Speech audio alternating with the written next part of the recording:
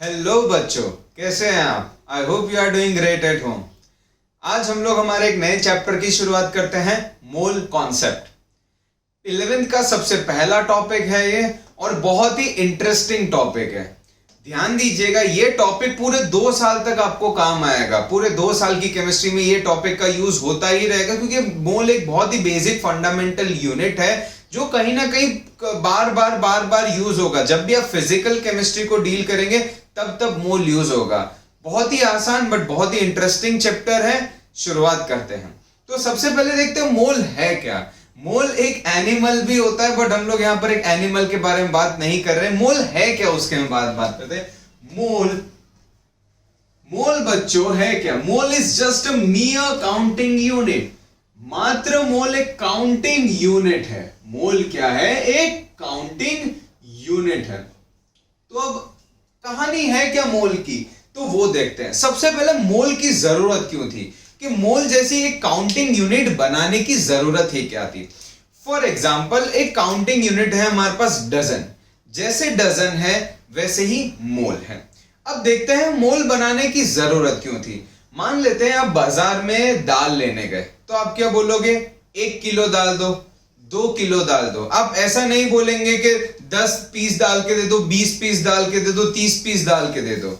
आप बाजार में कहीं ना कहीं दूध लेने गए, तो आप ऐसा नहीं बोलेंगे 1 किलो दूध दो, वहां पर आप क्या बोलेंगे? 1 लीटर दूध दो। अब बाजार में केले लेने गए, तो आप क्या बोलेंगे? 5 पीस केले दो, 6 पीस केले के दो, राइट। तो हर चीज के लिए एक प्रॉपर यूनिट होता है। अब जब बात करते हैं हम लोग एटम्स के बारे में, मॉलिक्यूल्स के बारे में, तो हम लोग ऐसा नहीं बोल सकते कि 10 एटम्स यूज हो रहे हैं, 20 एटम्स यूज हो रहे हैं, 30 एटम्स यूज हो रहे हैं। तो हमें एक ऐसी क्वांटिटी की जरूरत थी जो कहीं ना कहीं नंबर को वो सारे यूनिट्स में मेजर कर पाए जो हम लोग डेली लाइफ में डील करते हैं। जैसे एक यूनिट होता है वॉल्यूम, तो कहीं ना कहीं मोल आपको नंबर ऑफ एटम्स को वॉल्यूम से रिलेट करने में हेल्प करेगा। एक यूनिट होता है डेली लाइफ में हम लोग यूज करते हैं मास, तो मोल आपको एटम नंबर ऑफ एटम्स को मास से रिलेट करने में हेल्प करेगा। तो कहीं ना कहीं मोल की जरूरत यहां पर थी कि हर चीज के लिए एक बेसिक यूनिट होता है जिसमें वो मेजर किया जाता है। किसी के लिए केजी होता है, किसी के लिए लीटर होता है, किसी के लिए नंबर होता है। उसी ढंग से एटम्स के लिए भी कुछ फंडामेंटल पार्ट की जरूरत थी, तो वहां से डिराइव हुआ था मोल। मोल जस्ट एक मियर काउंटिंग यूनिट है। अब मोल की स्टैंडर्ड डेफिनेशन क्या है वो देख लेते हैं। तो मोल को हम लोग डिफाइन कैसे करते हैं? It is defined as number of particles. It is defined as number of particles present in 12 gram carbon of carbon 12 isotope। Carbon 12 isotope में, कार्बन 12 आइसोटोप के 12 gram carbon of carbon 12 isotope में जितने particles present है उसको बोला जाता है 1 मोल। 12 gram carbon of carbon 12 isotope में जितने पार्टिकल्स प्रेजेंट है उसको बोला जाता है 1 मोल। तो वो कितने पार्टिकल्स होते हैं? तो वो पार्टिकल्स थे, देखा गया था 6.022 into 10 to the power 23 particles। 6.022 into 10 to the power 23 particles। तो 1 मोल की वैल्यू किसके बराबर हो गई? इसके बराबर। 1 मोल की वैल्यू किसके बराबर हो गई? इसके बराबर। तो मैं ऐसा लिख सकता हूं 1 मोल contains 6.022 into 10 to the power 23 particles। 1 mole contains 6.022 into 10 to the power 23 particles। अब केमिस्ट्री में कौन कौन से पार्टिकल्स हम लोग जनरली यूज करते हैं? एक तो एटम्स होते हैं, एक मॉलिक्यूल्स होते हैं और एक आयंस होते हैं। एक एटम्स होते हैं, एक मॉलिक्यूल्स होते हैं, एक आयंस होते हैं। अब ये कैसे यूज होगा मोल, वो हम लोग देखते हैं। फॉर एग्जाम्पल, मैं दुनिया की कोई भी 12 चीजों को इकट्ठा कर दूं तो वो 1 डजन बनाएगा। 12 केले इकट्ठा कर दिए तो 1 डजन, 12 पेन्स इकट्ठा कर दिए तो 1 डजन, 12 आप लोग जो बुक्स पढ़ रहे हैं उसको इकट्ठा कर लिए तो 1 डजन, हाँ या ना? कोई भी 12 चीजों को इकट्ठा कर देंगे दुनिया में तो वो क्या बनाएगा? 1 डजन। उसी ढंग से अगर मैं दुनिया में कोई भी चीज, ये सिर्फ काउंटिंग यूनिट है, ऐसा नहीं है कि एटम्स के लिए एप्लीकेबल है। दुनिया में किसी भी चीज के अगर मैं इतने नंबर को इकट्ठा कर दूंगा तो वो क्या बनाएगा? 1 मोल। दुनिया में कोई भी चीज के मैं इतने पार्टिकल्स इकट्ठा कर दूंगा तो वो क्या बनाएगा? 1 मोल।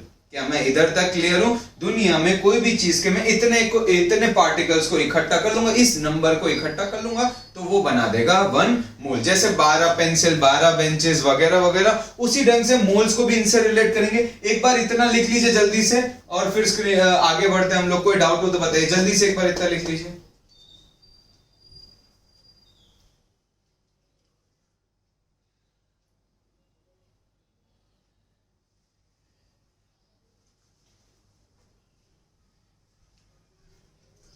चलिए अब आगे बढ़ते हैं। तो मोल क्या है? सिर्फ एक काउंटिंग यूनिट है। और कितने पार्टिकल्स होते हैं एक मोल में? 6.022 इंटू 10 टू द पावर 23। वो पार्टिकल्स कुछ भी हो सकते हैं, एटम्स भी हो सकते हैं, मॉलिक्यूल्स भी हो सकते हैं, आयंस भी हो सकते हैं। अब ध्यान देना, अगर मैं बोलता हूं 1 मोल ऑरेंजेस, अगर मैं बोलता हूं 1 मोल ऑरेंजेस, तो 1 मोल ऑरेंजेस में कितने ऑरेंजेस होंगे?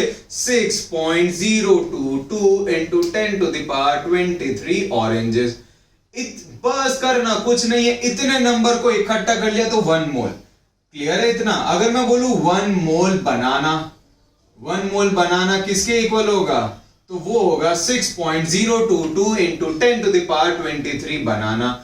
बस इस वैल्यू को इकट्ठा करना है। जैसे 1 dozen oranges 12, 1 dozen banana 12, 1 dozen chair 12, 1 mole oranges this much oranges. तो 1 मोल सिर्फ इस क्वांटिटी को रिप्रेजेंट करता है, सिर्फ एक काउंटिंग यूनिट है। आई होप मोल क्या बताता है वो मैंने आपको क्लियर कर दिया है, क्योंकि कोई भी चीज को पढ़ते हैं तो वो समझते हैं कि वो चीज है क्या, या वो क्या बताना चाह रही है, वो क्या सिग्निफाई करती है। जब तक वो चीज नहीं समझ में आएगी चीजें आसानी से नहीं होगी।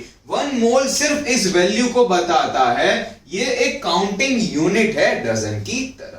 क्लियर है? चलिए आगे बढ़ते हैं। अब मैं बात कर देता हूं 1 मोल चेयर्स। तो 1 मोल चेयर्स किसके बराबर होंगे? 6.022 into 10 to the power 23 chairs.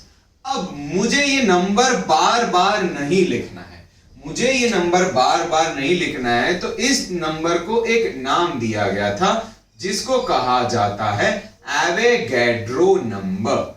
इसको कहा जाता है एवोगैड्रो नंबर। इस एवोगैड्रो नंबर को 2 ढंग से रिप्रेजेंट किया जाता है, या तो n0 से या फिर na से, n0 से या फिर na से। तो इस नंबर को एवोगैड्रो नंबर कहा जाता है, उसको रिप्रेजेंट किया जाता है या तो n0 से या फिर na से। तो चलिए एक बार इसको जल्दी से लिख लीजिए, फिर हम लोग आगे बढ़ते हैं।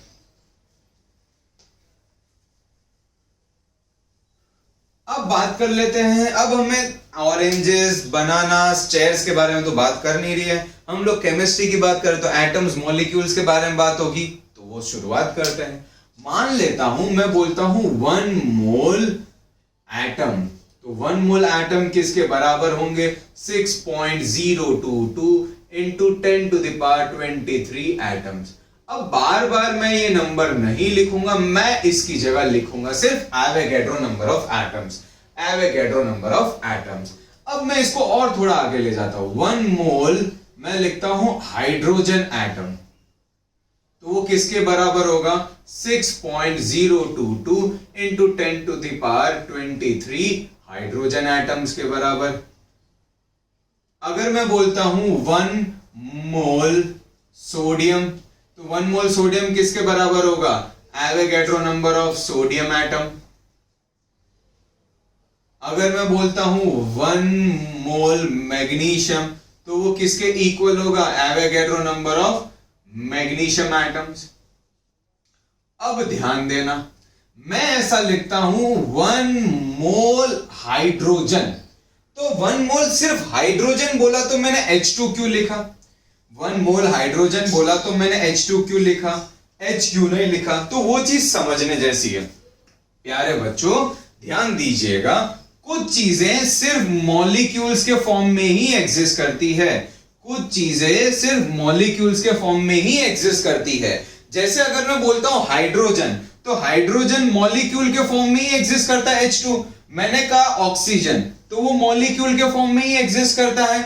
मैंने कहा क्लोरीन, तो वो मॉलिक्यूल के फॉर्म में एग्जिस्ट करता है। मैंने कहा फ्लोरीन, मॉलिक्यूल के फॉर्म में एग्जिस्ट करता है। मैंने कहा नाइट्रोजन, मॉलिक्यूल के फॉर्म में एग्जिस्ट करता है। मैंने कहा ब्रोमीन, तो मॉलिक्यूल के फॉर्म में एग्जिस्ट करता है। तो आपको ये पता होना चाहिए कौन कौन सी चीजें मॉलिक्यूल्स के फॉर्म में एग्जिस्ट कर रही है, कौन कौन सी चीजें मॉलिक्यूल्स के फॉर्म में एग्जिस्ट कर रही है। क्योंकि 1 मोल हाइड्रोजन कह दिया गया है। 1 मोल हाइड्रोजन का मतलब है 1 मोल हाइड्रोजन का मतलब है 1 मोल H2 मॉलिक्यूल्स, 1 मोल H2, क्योंकि हाइड्रोजन H के फॉर्म में एग्जिस्ट नहीं करता है नेचर में, हाइड्रोजन H2 के फॉर्म में एग्जिस्ट करता है।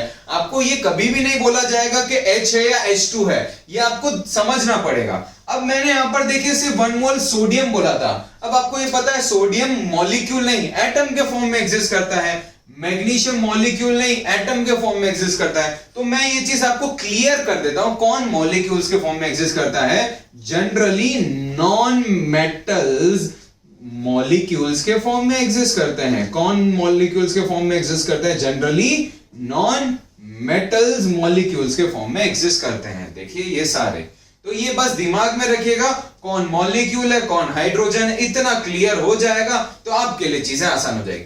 तो 1 मोल हाइड्रोजन मॉलिक्यूल किसके बराबर होगा? ध्यान देना, Avogadro number of H2 molecules, Avogadro number of H2 molecules. ये एक काउंटिंग यूनिट है। 1 मोल एटम के लिए अप्लाई होगा, 1 मोल हाइड्रोजन एटम के लिए अप्लाई होगा तो इतने एटम्स, 1 मोल हाइड्रोजन मॉलिक्यूल के लिए अप्लाई होगा तो इतने मॉलिक्यूल्स। तो ये तो मोल तो एक काउंटिंग यूनिट है। एटम के लिए लिख रहे तो इतने एटम्स, मॉलिक्यूल के लिए लिख रहे तो इतने मॉलिक्यूल्स। अब अगर मुझे 1 मोल हाइड्रोजन मॉलिक्यूल में कितने एटम्स है वो बताने, तो वो कितना होगा? 1 मोल हाइड्रोजन मॉलिक्यूल में कितने एटम्स है वो बताने तो कितना होगा वो देखिए। अब देखिए एक H2 में कितने हाइड्रोजन एटम है? 2 हाइड्रोजन एटम है। एक H2 में 2 हाइड्रोजन एटम है और 1 मोल H2 मॉलिक्यूल में इतने H2 के मॉलिक्यूल्स हैं, तो इसमें हाइड्रोजन के एटम कितने हो जाएंगे? 2 into Avogadro number of hydrogen atoms. इतने मॉलिक्यूल्स में इतने एटम्स हो जाएंगे क्योंकि एक मॉलिक्यूल में 2 एटम है। ये दिमाग में रखिएगा। तो किसके लिए कहा गया है वो भी बहुत इंपॉर्टेंट है। अगर ये मोल एटम के लिए अप्लाइड है तो इतने एटम्स होंगे, क्योंकि मोल सिर्फ नंबर बताता है। मैंने इसीलिए पहले कहा था सिर्फ ये काउंटिंग यूनिट है। अब आप बोलोगे सर 2 से क्यों मल्टीप्लाई किया? तो मैं एक बार और फिर आपके लिए चीजें आसान कर देता हूं। जैसे मैंने कहा कि मेरे पास 10 पेयर ऑफ ग्लव्स है, 10 पेयर ऑफ ग्लव्स है, तो 10 पेयर ऑफ ग्लव्स में कितने ग्लव्स होंगे? तो वो कितना होगा? 10 इंटू 2 ग्लव्स होंगे, क्योंकि एक पैर में कितने होते हैं? 2। एक पैर में कितने होते हैं? 2। तो 10 पेयर ऑफ ग्लव्स में टोटल ग्लव्स कितने होंगे? 20 ग्लव्स। इसीलिए बोला क्योंकि आजकल क्या है जो चीजें चल रही है, तो आप लोग को ही पता होगा ग्लव्स सबसे ज्यादा यूज में आ रहे हैं, तो इसीलिए मैंने ग्लव्स का पार्ट लिया। तो कोई चीज किसके लिए रिप्रेजेंट की है वो भी बहुत जरूरी है। 10 पेयर ऑफ ग्लव्स और 10 ग्लव्स दोनों अलग चीज है। 10 ग्लव्स मतलब सिर्फ 10 ग्लव्स हैं, तो उसमें पैर कितने हो जाएंगे? 5। 10 पेयर ऑफ ग्लव्स मतलब 10 पैर है ग्लव्स के, उसमें टोटल ग्लव्स 20 हो जाएंगे। आई होप मैं आपको रेसिप्रोकेट कर पा रहा हूं जो मुझे करना है। मोल एक नंबर है, एक काउंटिंग यूनिट है। मोल एटम के लिए लिखा जाएगा तो एवोगैड्रो नंबर ऑफ एटम्स हो जाएंगे। मोल मॉलिक्यूल के लिए लिखा जाएगा तो एवोगैड्रो नंबर ऑफ मॉलिक्यूल्स हो जाएंगे। मोल आयंस के लिए लिखा जाएगा तो एवोगैड्रो नंबर ऑफ आयंस हो जाएंगे। वो सिर्फ एक काउंटिंग यूनिट है, डजन की तरह। अगर मैं 1 डजन हाइड्रोजन एटम बोलता हूं और 1 डजन हाइड्रोजन मॉलिक्यूल बोलता हूं, तो 1 डजन हाइड्रोजन मॉलिक्यूल में कितने होंगे? 12 मॉलिक्यूल्स होंगे। और 1 डजन हाइड्रोजन एटम में कितने एटम होंगे? 12 एटम्स होंगे। बट 1 डजन हाइड्रोजन मॉलिक्यूल में 24 हाइड्रोजन एटम्स होंगे। क्योंकि एक डजन हाइड्रोजन मॉलिक्यूल में 12 हाइड्रोजन मॉलिक्यूल तो हो गए, और एक हाइड्रोजन H2 कितने एटम से बनता है? 2 एटम से। क्योंकि एक H2 2 एटम से बनता है, तो एक डजन H2 में 24 H हाइड्रोजन एटम्स होंगे एंड 12 हाइड्रोजन मॉलिक्यूल्स होंगे। तो जैसे डजन एक यूनिट है, मोल भी एक यूनिट है। आई होप मैंने मोल क्या कहानी कहता है वो आपको क्लियर कर दिया होगा। चलिए आगे और कुछ छोटी छोटी चीजों को देखते हैं। मैंने कहा 1 मोल ऑक्सीजन या 1 मोल वाटर, तो 1 मोल वाटर का मतलब क्या होगा? Avogadro number of H2O molecules. 1 mole water का मतलब क्या होगा? 1 मोल वाटर में इतने वाटर के मॉलिक्यूल्स होंगे, क्योंकि वाटर मॉलिक्यूल के फॉर्म में एग्जिस्ट करता है। अब ध्यान देना, एक H2O में 2 हाइड्रोजन के एटम है। एक H2O में 2 हाइड्रोजन के एटम है और एक ऑक्सीजन का एटम है।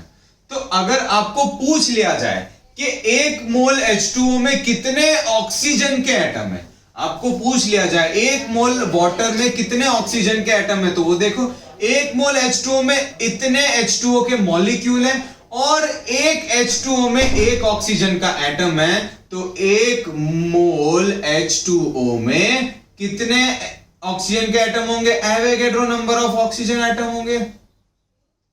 इतने H2O मॉलिक्यूल है और एक H2O में 1 एटम। अगर बोल दिया जाए 1 मोल H2O में कितने हाइड्रोजन के एटम होंगे, तो इसको हम लोग किससे मल्टीप्लाई कर देंगे? 2 into Avogadro number of hydrogen atom, क्योंकि एक H2O में 2 हाइड्रोजन के एटम है। तो 1 मोल H2O में इतने हाइड्रोजन के एटम्स होंगे। प्लीज इसको अच्छे से लिख लो, कोई डाउट हो तो बताओ जल्दी से।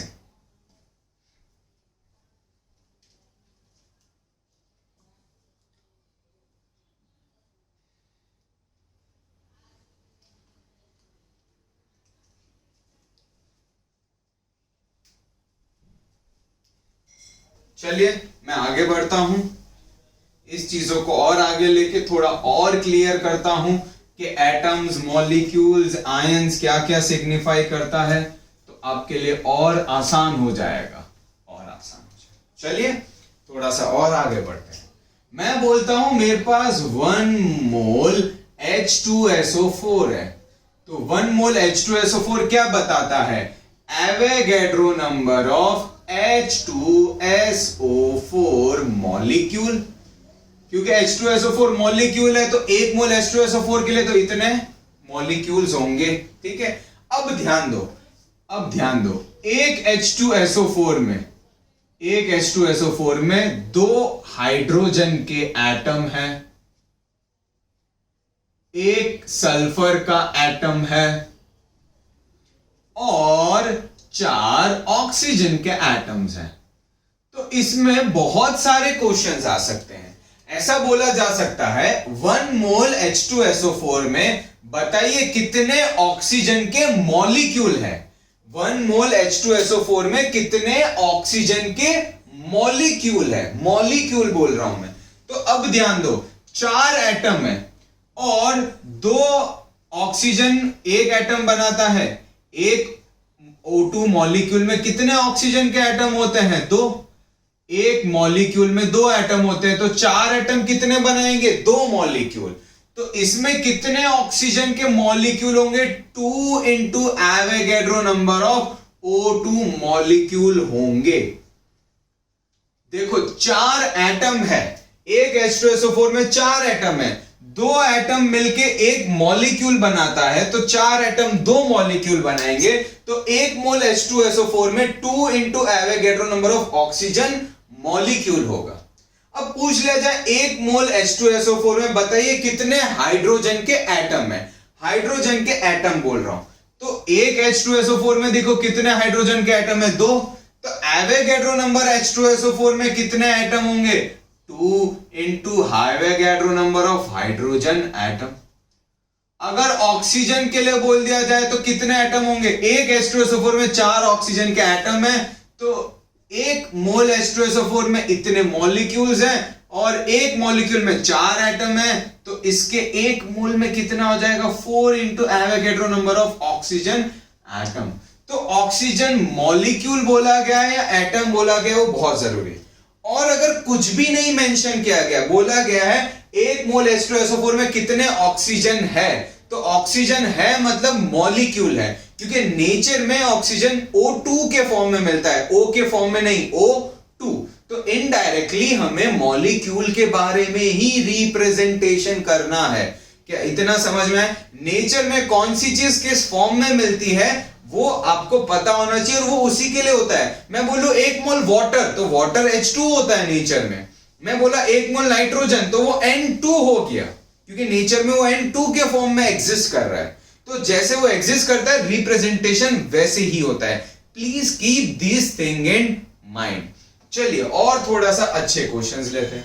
मैं बोलता हूं 2 मोल ग्लूकोज है, 2 मोल ग्लूकोज है, तो 2 मोल ग्लूकोज। पहले तो ये मोल किसके लिए एप्लीकेबल है? ग्लूकोज के लिए। ग्लूकोज का फॉर्मूला क्या होता है? C6H12O6। तो 2 मोल ग्लूकोज में क्या होगा? 2 into Avogadro number of glucose molecules, 2 into Avogadro number of glucose molecules. हाँ या ना? 2 into Avogadro number of glucose molecules. अब बोल दिया जाए 2 मोल ग्लूकोज में, 2 मोल ग्लूकोज में बताओ हाइड्रोजन के कितने मॉलिक्यूल है, हाइड्रोजन के कितने मॉलिक्यूल है, तो वो देख लेते हैं।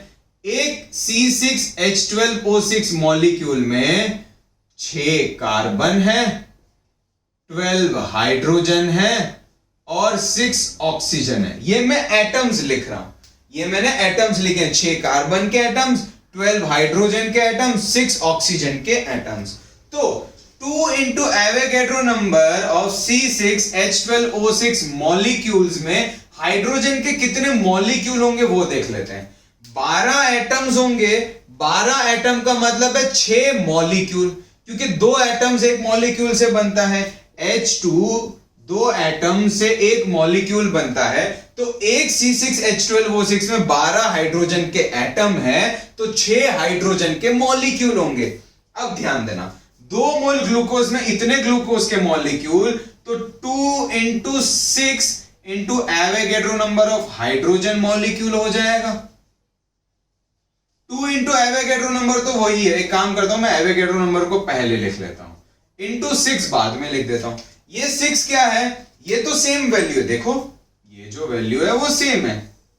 और एक C6H12O6 में, एक C6H12O6 में 12 हाइड्रोजन के एटम है और 6 मॉलिक्यूल है, इसीलिए 6 से मल्टीप्लाई कर लिया मॉलिक्यूल। अगर एटम्स पूछ लिए जाते हाइड्रोजन के तो 12 होते, तो 2 इंटू एवोगैड्रो नंबर इंटू 12 से मल्टीप्लाई करता हाइड्रोजन एटम। अब पूछ लिया जाए कितने ऑक्सीजन के एटम्स हैं, तो ऑक्सीजन के कितने एटम्स होंगे? 6, तो 2 into Avogadro number into 6 oxygen atoms.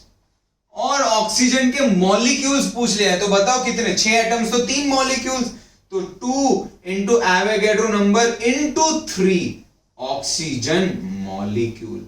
या फिर सिर्फ O2 भी लिखोगे तो चलेगा, क्योंकि O2 मॉलिक्यूल को ही रिप्रेजेंट करता है। आई होप आप लोग को ये चीज हजम हुई होगी कि कैसे इसको ब्रेक डाउन करना है। प्लीज जल्दी से इसको लिख लीजिए।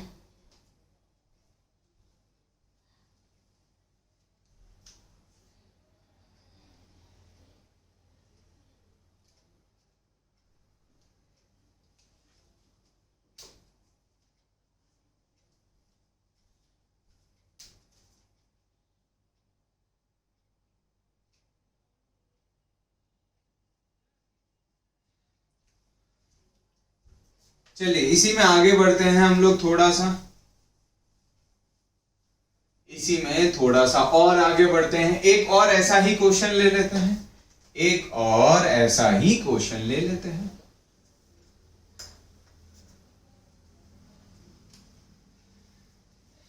मैंने कहा मेरे पास 2.5 मोल सुक्रोज है, मेरे पास 2.5 मोल सुक्रोज है।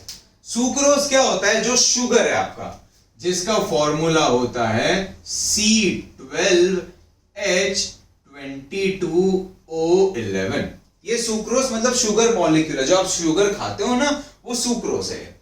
तो 2.5 मोल सुक्रोज का मतलब है 2.5 into Avogadro number of C12H22O11। Molecule अब नहीं लिख रहा हूं, ये मॉलिक्यूल ही होता है। एक से ज्यादा एटम तो मॉलिक्यूल, एक से ज्यादा एटम तो मॉलिक्यूल। तो 2.5 मोल सुक्रोज में इतने सोडियम, इतने मॉलिक्यूल्स होंगे, 2.5 एवोगैड्रो नंबर ऑफ मॉलिक्यूल्स। अब मुझे बोल दिया जाए कि इसमें कितने ऑक्सीजन के मॉलिक्यूल्स होंगे, इसमें कितने ऑक्सीजन के मॉलिक्यूल्स होंगे, तो वो देख लेते हैं, वो हम लोग देख लेते हैं।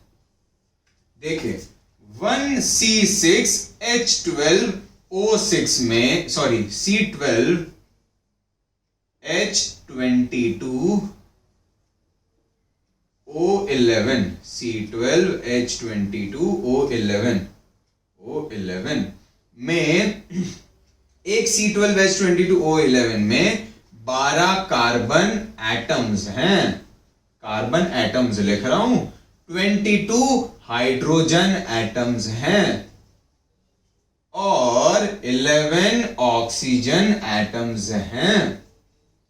तो मुझे बोला गया है यहां पर कितने ऑक्सीजन के मॉलिक्यूल होंगे। तो अगर एक C12H22O11 में इतने ऑक्सीजन के एटम्स हैं, इसके हाफ मॉलिक्यूल होंगे, क्योंकि दो एटम एक मॉलिक्यूल बनाता है, तो इसका हाफ क्या हो गया? 5.5। तो 2.5 into Avogadro number into 5.5 O2 होगा, मॉलिक्यूल। O2 मतलब मॉलिक्यूल हो गया। अब मुझे बोल दिया जाए इतने मोल सुक्रोज में बताओ कितने हाइड्रोजन के मॉलिक्यूल होंगे। तो कितने हाइड्रोजन के एटम है? 22 एटम है, तो इसके हाफ मॉलिक्यूल होंगे। तो इसका हाफ मतलब, पहले तो देखो इतने तो मॉलिक्यूल है सुक्रोज के, और एक सुक्रोज में 11 हाइड्रोजन के मॉलिक्यूल हो जाएंगे।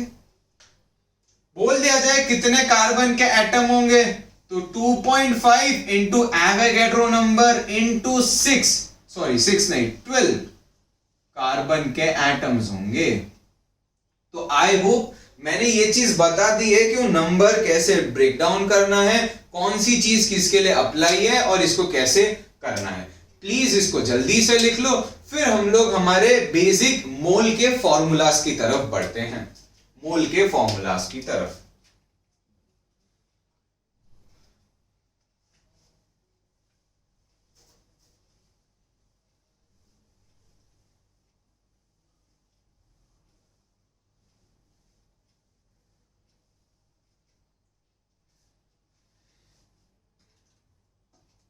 अब ध्यान दीजिए,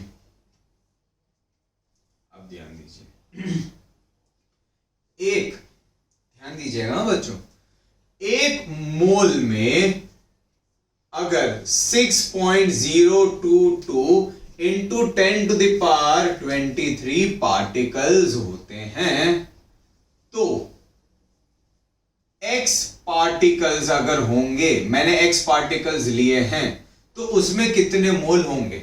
अगर मैंने x पार्टिकल्स लिए हैं, x की जगह गिवन पार्टिकल्स, गिवन मतलब जो भी हमें दिया गया, तो उस गिवन पार्टिकल्स में कितने मोल्स होंगे वो आपको बताने हैं। ठीक है, वो गिवन मतलब x ही हो जाएगा, कोई भी एक वैल्यू जो दी गई होगी। तो यूनिटरी मेथड है, ये इससे मल्टीप्लाई होगा, ये इससे मल्टीप्लाई होगा। तो अगर देखो ये दोनों मल्टीप्लाई होंगे, तो ये मैं मान लेता हूं नंबर ऑफ मोल्स हैं जो मुझे निकालने हैं, वो मुझे निकालने हैं। ठीक है, अगर मैं देखो यूनिटरी मेथड अप्लाई करूं, ये इससे मल्टीप्लाई होगा, ये इधर जाएगा, तो देखो number of moles into 6.022 into 10 to the power 23 किसके इक्वल हो जाएगा? 1 मोल इंटू गिवन पार्टिकल्स, तो किसके इक्वल हो जाएगा? गिवन पार्टिकल्स के इक्वल। और अगर मुझे नंबर ऑफ मोल्स निकालने हैं, तो मैं इसको यहां भेज दूंगा। तो देखो नंबर ऑफ मोल्स किसके इक्वल हो जाएंगे? नंबर ऑफ मोल्स किसके इक्वल हो जाएंगे? गिवन नंबर ऑफ पार्टिकल्स, कितने पार्टिकल्स दिए गए हैं,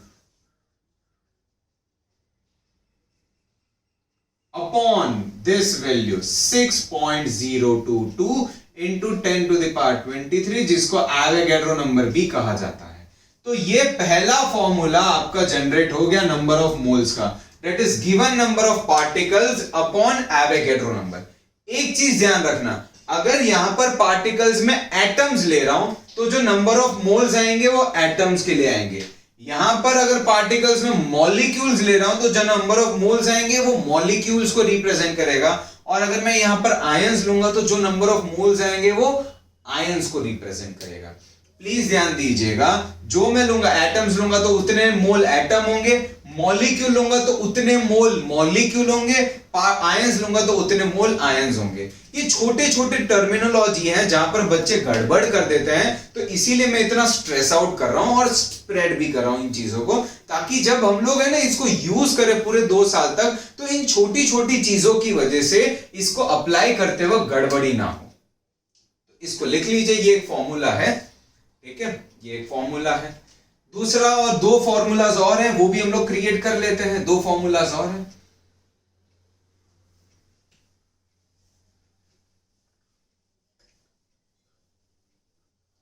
नेक्स्ट, मास के टर्म्स में फॉर्मूला निकाल लेते हैं। ये पार्टिकल्स के टर्म में था, ये शायद आपने आपके क्लास 9th में भी पढ़ा होगा कि नंबर ऑफ मोल्स होते हैं given number of particles upon Avogadro number. अब ध्यान देना, मास ऑफ 1 मोल को हम लोग कहते हैं मोलर मास, या mass of 1 mole of any substance is called as molar mass. किसी भी सब्सटेंस के 1 मोल का जो मास होगा उसको कहा जाता है molar mass. Mass of 1 mole of any substance is molar mass. This molar mass इस डिवाइड 2 तरह के मोलर मास हो सकते हैं, एक होता है एटॉमिक मास और एक होता है मॉलिक्यूलर मास। एक होता है एटॉमिक मास, एक होता है मॉलिक्यूलर मास। तो अगर मैंने वो सब्सटेंस लिया है, वो अगर एटम है तो एटॉमिक मास उसका मोलर मास बन जाएगा, और अगर वो सब्सटेंस जो मैंने लिया है वो मॉलिक्यूल है तो उसका मॉलिक्यूलर मास उसका मोलर मास बन जाएगा। ठीक है, अगर जो मैंने सब्सटेंस लिया है वो एटम है तो उसका एटॉमिक मास ही मॉलिक्यूलर मास बन जाएगा, और जो सब्सटेंस लिया है मॉलिक्यूल है तो उसका मॉलिक्यूलर मास ही क्या बन जाएगा, मोलर मास। तो एटम है तो उसका एटॉमिक मास मोलर मास होगा, मॉलिक्यूल है तो उसका मॉलिक्यूलर मास मोलर मास होगा। एग्जाम्पल के तौर पे 1 मोल H का मास कितना होगा, 1 ग्राम, क्योंकि ये एटम है। और अगर मैं बोल दूं 1 मोल H2 तो उसका 1 मोल H2 का मास कितना होगा, 2 ग्राम, क्योंकि H2 मॉलिक्यूल है। तो मोलर मास एटॉमिक मास के इक्वल होगा अगर हम लोग एटम लेंगे, और मोलर मास मॉलिक्यूलर मास के इक्वल होगा हम लोग मॉलिक्यूल लेंगे। थोड़ा मैंने इसको एक सेकंड में इसको थोड़ा करेक्ट कर लेता है। मास ऑफ 1 मोल हाइड्रोजन, उसी ढंग से मास ऑफ 1 मोल H2, तो 1 मोल H का मास हो जाएगा उसके एटॉमिक मास के बराबर, और हाइड्रोजन का मास 1 होता है, ये आपने पढ़ा है पहले भी। और 1 मोल H2 का मास क्या हो जाएगा, 2। उसी ढंग से 1 मास ऑफ 1 मोल H2O किसके इक्वल होगा, 2 इंटू हाइड्रोजन का मास प्लस 1 इंटू ऑक्सीजन का। ये हम लोग कर चुके हैं, 2 इंटू हाइड्रोजन का मास प्लस 1 इंटू ऑक्सीजन का। हाइड्रोजन का मास कितना होता है बच्चों, 1, और ऑक्सीजन का मास कितना होता है, 16। तो ये देखो ये कितना आ जाएगा, 2 प्लस 16 इज इक्वल टू 18 ग्राम। तो आपको एटॉमिक मासेस जो हम लोगों ने 9th में पढ़े थे वो पता होने चाहिए। फर्स्ट 20 to 25 to 30 एलिमेंट्स के एटॉमिक मासेस पता होना चाहिए। अभी आप 20 भी कर लेंगे, फर्स्ट 20 भी कर लेंगे, इट इज सफिशिएंट। उसके बाद हम लोग जो क्या बोलते हैं, फर्स्ट 20 के बाद जो 21 to 30 हो धीरे धीरे प्रैक्टिस में करोगे तो हो जाएंगे। मैं आपको एक शॉर्ट ट्रिक दे सकता हूं कि how to find atomic number से एटॉमिक मास कैसे निकालते हैं, उसकी एक शॉर्ट ट्रिक दे सकता हूं। तो वो शॉर्ट ट्रिक दे दूंगा, पहले इतना जल्दी से कॉपी कर लो, इतना जल्दी से कॉपी कर लो। तो मैं मोलर मास कैसे निकालेंगे वो आपको क्लियर हो गया होगा कि एटॉमिक मास ही मोलर मास होगा अगर वो एटम होगा, मॉलिक्यूलर मास ही मोलर मास होगा अगर वो मॉलिक्यूल है। जैसे ये मॉलिक्यूल है तो इसका मॉलिक्यूलर ये जो मास होगा वो मोलर मास, ये एटम था, ये जो मास होगा वो मोलर मास। जल्दी से इतना कॉपी कर लीजिए एक बार।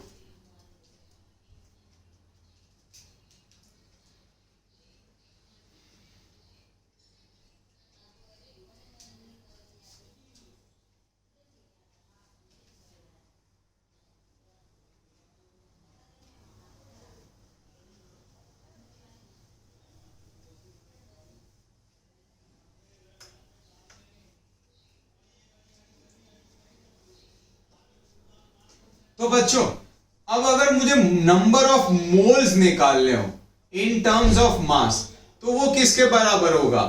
Given mass upon molar mass. वो किसके इक्वल होगा? Given mass upon molar mass. आज मैं सिर्फ सारे फॉर्मूलाज डिराइव करके दूंगा, उसके बाद धीरे धीरे हम लोग इनको यूज भी करेंगे। जैसे पार्टिकल्स के लिए क्या था? Given number of particle upon एक मोल के जो पार्टिकल है। उसी ढंग से मास के टर्म्स में क्या होगा? गिवन मास, जो मास दिया हुआ है, अपॉन एक मोल का जो मास है, that is molar mass. For example अगर मुझे बोला गया कि 30 में कितने डजन है, तो 30 डिवाइडेड बाय मैं 12 करता हूं, क्योंकि 12 क्या रिप्रेजेंट करता है? 1 डजन ना। उसी ढंग से उस मास में कितने मोल है, तो उस मास को मैं किससे डिवाइड कर दूंगा? एक मोल के मास से। Given mass divided by mass of 1 mole will give me number of mole, and that mass of 1 mole is nothing but molar mass. जैसे मुझे डजन निकालना होता है, वो मैं अब तक रेसिप्रोकेट कर, जैसे मुझे डजन निकालना होता है तो मैं क्या करता हूं? 30 में कितने डजन है? 30 divide by that value which makes 1 dozen. उसी ढंग से अगर मुझे मोल्स निकालने हो उस गिवन मास में, तो given mass upon that mass which makes 1 mole, and molar mass is equal to mass of 1 mole. So number of moles क्या हो जाता है? Given mass by molar mass. अब मैं आपको सिखाता हूं हाउ टू कैलकुलेट मासेस और एक शॉर्ट ट्रिक भी देता हूं। ध्यान रखिएगा, अगर एटॉमिक नंबर ऑड हो, एटॉमिक नंबर ऑड हो तो उसका एटॉमिक मास हो जाता है 2 इंटू एटॉमिक नंबर प्लस 1। ये शॉर्ट ट्रिक सिर्फ 20 तक ही एप्लीकेबल है, बट आप यूज कर सकते हो 20 एटॉमिक नंबर तक। और अगर एटॉमिक नंबर इवन हो तो एटॉमिक मास हो जाता है 2 into atomic number, 2 into atomic number. Odd हो तो 2 into atomic number plus 1, even हो एटॉमिक नंबर इवन हो तो 2 इंटू एटॉमिक नंबर। बस छोटे छोटा एक्सेप्शन है, एक नाइट्रोजन ऑड होते हुए भी 14 है और बेरिलियम इवन होते हुए भी 9 है। बस ये ध्यान रखें, और आर्गन का 40। ये 3 एक्सेप्शंस है। हालांकि सबसे ज्यादा नाइट्रोजन ही आपको दिखेगा, ये तो दिखेंगे ही, बट ये 3 एक्सेप्शंस है। जैसे सोडियम, उसका नंबर आपको एटॉमिक नंबर पता होगा 11, तो मास कितना हो जाएगा? 2 इंटू 11 प्लस 1 23। मैग्नीशियम ले लो, उसका मास कितना होता है, नंबर क्या होता है 12, तो 2 इंटू 12 तो 24। इवन नंबर है तो 2 इंटू 12 24, ऑड है तो 2 इंटू 11 प्लस 1 23। ऑक्सीजन है तो ऑक्सीजन का एटॉमिक नंबर क्या होता है 8, तो 8 है, इवन है 2 इंटू 8 16। कार्बन है, कार्बन का एटॉमिक नंबर होता है 6, तो 2 इंटू 6 12। तो एटॉमिक मास का ये मैंने आपको शॉर्ट ट्रिक दे दिया है कि आप कैसे कैलकुलेट कर सकते हैं। ठीक है, अब मॉलिक्यूलर मास कैसे निकालते हैं वो हम लोग देख लेते हैं। फॉर एग्जांपल मुझे बोल दिया गया H2SO4 का मॉलिक्यूलर मास निकालना है, मोलर मास। मोलर मास मतलब एक मोल का मास, तो वो किसके बराबर होगा? 2 into H plus 1 into S plus 4 into O। Hydrogen का मास होता है 1, सल्फर का मास होता है 32, उसका एटॉमिक नंबर 16 होता है, इवन है, इंटू 2 प्लस 32, और ऑक्सीजन का तो 16 होता है, अभी बताया था।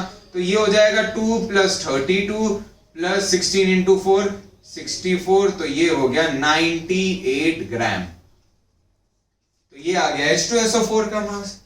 चलो कैल्शियम कार्बोनेट का मास निकाल लेते हैं, CaCO3 का। तो पहले Ca का मास लिखेंगे, एक ही कैल्शियम है तो 40 होता है। कैल्शियम का एटॉमिक नंबर 20 होता है, इवन है, 2 इंटू 20 40। कार्बन का अभी बताया था 6 इंटू 2 12 होता है। ऑक्सीजन के 3 एटम्स है, 3, तो 3 इंटू 16, तो ये हो जाएगा 40 plus 12 plus 48 is equal to 100 gram. अब मुझे बोला जाए कि CaSO4 का मास निकालो, तो कैसे निकालेंगे? एक कैल्शियम का मास 40, एक सल्फर का मास 32, 4 ऑक्सीजन का मास, ऐड करोगे तो आएगा आपके लिए 136 ग्राम। मुझे बोल दिया जाए NaOH का मास निकालो, तो कैसे निकालेंगे? एक Na का मास 23, एक O, एक ही है तीनों 16, एक हाइड्रोजन, तो हो जाएगा 40। तो एक तो ये फॉर्मूला ध्यान रखना है कि मोल्स निकालते कैसे हैं, और मैं आपको नीचे सिखा रहा था कि मोलर मास कैसे निकालते हैं। और भी कुछ एग्जांपल्स करते हैं हम लोग मोलर मास के, एक बार जल्दी से इतना लिख लीजिए।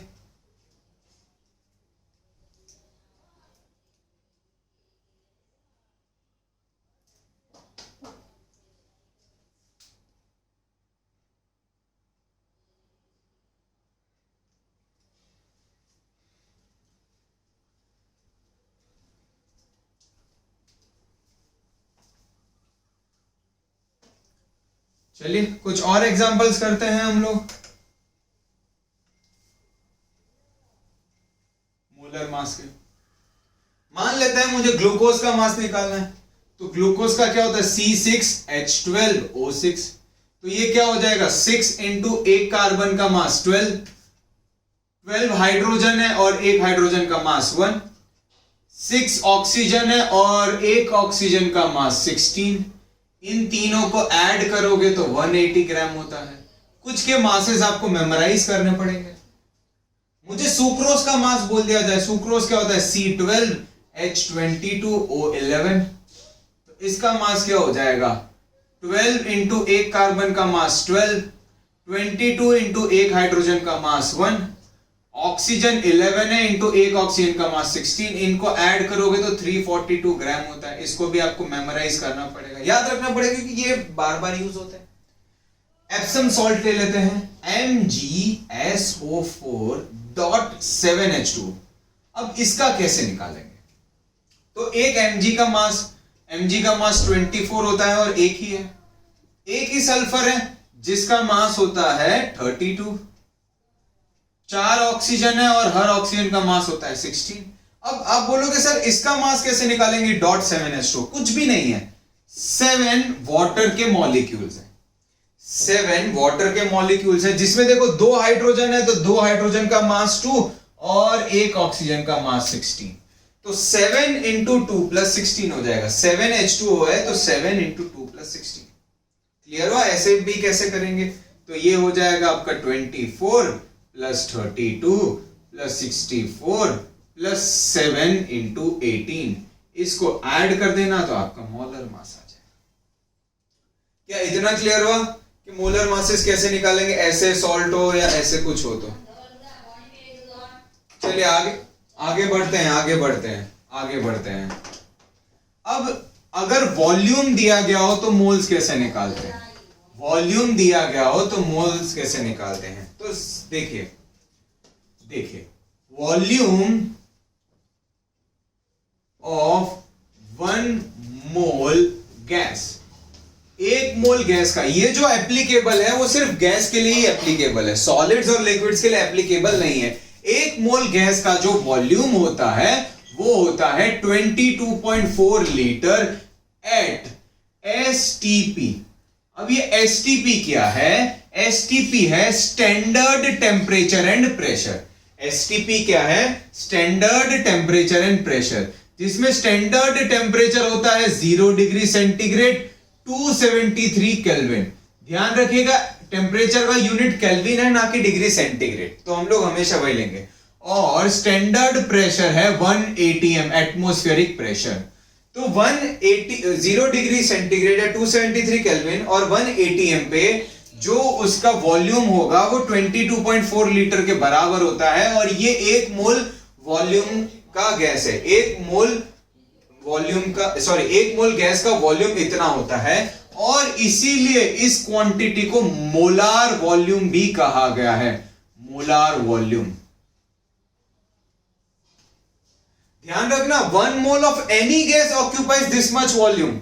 1 mole of any gas occupies this much volume. Example के तौर पे 1 मोल ऑक्सीजन बोला गया हो O2, तो 1 मोल ऑक्सीजन का वॉल्यूम कितना होगा? 22.4 लीटर होगा एचटीपी पर।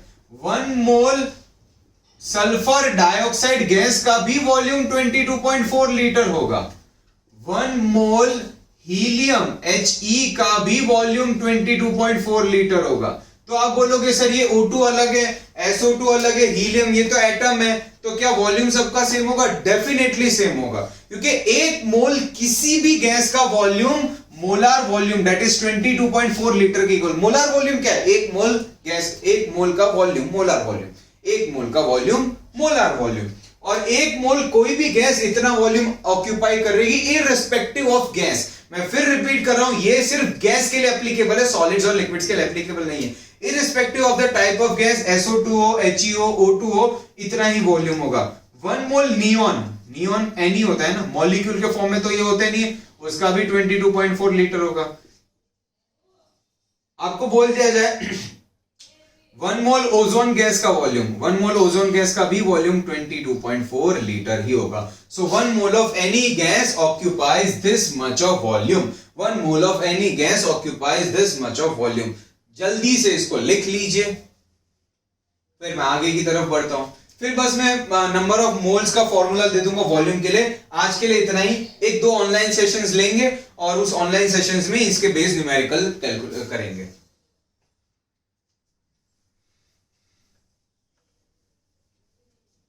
अब ध्यान दीजिएगा, अब ध्यान दीजिएगा। Number of moles in terms of volume, number of moles in terms of volume, वो क्या होगा? Given volume